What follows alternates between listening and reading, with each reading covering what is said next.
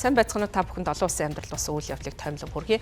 Америкийн нэгдсэн улс болон Хятадын төлөөлөгчид уулзгаж байна. За тэдний энэ удаагийн уулзалтын гол зорилго нь эдийн засаг худалдааны асуудлаар уулзах юм байна. За ирэх амралтын өдрүүдээр болох энэхүү уулзалтын талаарх мэдээллийг Америкийн нэгдсэн улсын сангийн яам болон худалдааны төлөөлөгчийн газраас мегмарт гаргасан албаны мэдээлэлд дурдсан байна. За энэ удаагийн уулзалтанд Америкийн нэгдсэн улсын сангийн сайд Скотт Бессенет, Америкийн худалдааны төлөөлөгч Джеймисон Гир нар бол оролцсноо гэсэн ийм мэдээллийг өгч байна. За бид одоо юу ярих гэж байгаа талаараа бол зөвшөөрөл зохиолно. За миний бодлоор энэ уулзалтын хүрээнд бол томоохон худалдааны хилцээр мэдээж их хэрэг байгуулагдахгүй болов. Гэхдээ хурцтмал байдлыг бол намжаах талд томоохон алхам болно. Бид урагшлуулгын өмнө бол альва хурцтмал байдлыг намжаах хэрэгтэй гэсэн ийм мэдээллийг Америкийн сангийн сайд Скотт Бессенет Fox News-ийн одоо мэдээлэл болох Ibrahim Angle гэсэн шоунд оролцохдоо мэдгдсэн байна. За энэ удаагийн уулзалттай холбогдуулан бүгд Хятад ард улсын гадаад харилцааны яам мөн мэдээллийг гаргасан байна. За энэ удаагийн уулзалтанд бүгд Хятад ард улсыг төлөөлөн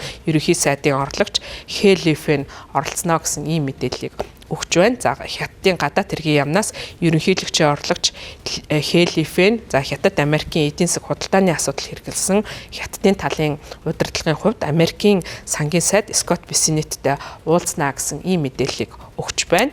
Америкийн худалдааны төлөөлөгч Джеймисон Гир мөн одоо Хятадын худалдааны энэ асуудал хариуцсан холбогдох албан тушаалтай уулзнаа гэж мэдгдсэн. Гэхдээ бол тухайн уулзах албан тушаалтныхаа нэрийг дурдаагүй байна. За Трампын хувьд бол 1-р сар цагаан ордонд буцаж ирснээс хойш засаг захиргааныхан бодлого бол тарифаар далайлах бодлогыг өргөн хүрээнд хэрэгжүүлж байгаа. За энэ удаагийн тарифыг далайлах бодлогот нь бараг 100 гаруй орн хамрагдаж байгаа. За бараг дэлхийн одоо бүх оронд бол холбогдох ийм худалдааны татвар ноогдуулсан байгаа болвол Хятадаас ирж байгаа бараа бүтээгдэхүүнд ноогдуулж байгаа импортын татвар нь 145% татварыг ноогдуулж байгаа. За зарим одоо тодорхой салбарт бол салбарын чиглэсэн ийм импортын татварыг ноогдуулж байгаа. За үүний хариуд бол бүгд Хятад ард улс хариу арга хэмжээ авч Америкийн нэгдсэн улсаас импортлох бараа бүтээгдэхүүнд 125% татвар одоо хувийн татварыг ноогдуулах ийм шийдвэр гаргасан. За үүнээс болоод хоёр улсын хоорондын худалдаа эдийн засгийн харилцаа бол ихээхэн хүндрэлтэй байдалд орсон. Хоёр улсын үйлдвэрлэсэн бүтээгдэхүүн бол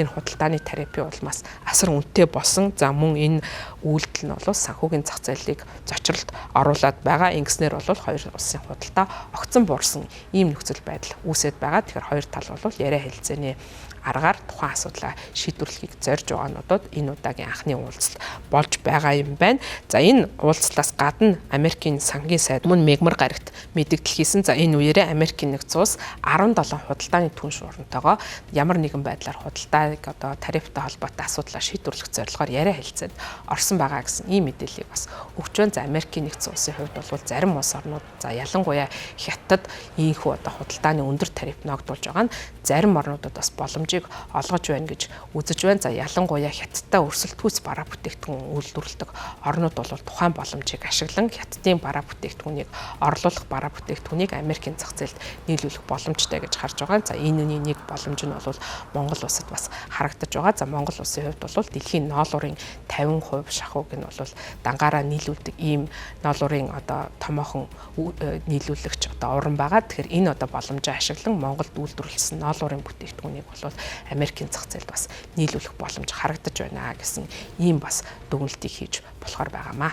За манай улсын хувьд бол Трампын ноогдуулсан тарифын хүрээнд 10% татварыг манай бүтээгдэхүүнд бол ноогдуулж байгаа. За гэтэл бол Хятадын бараа бүтээгдэхүүн 145% татварыг өнөөгийн байдлаар ноогдуулсан байгаа нь бол манай улс энэхүү одоо Америкийн зах зээлд Хятадтай өрсөлдөхөд давуу талыг тухайн тарифаар бол бий болох боломжтой харж болохоор байна.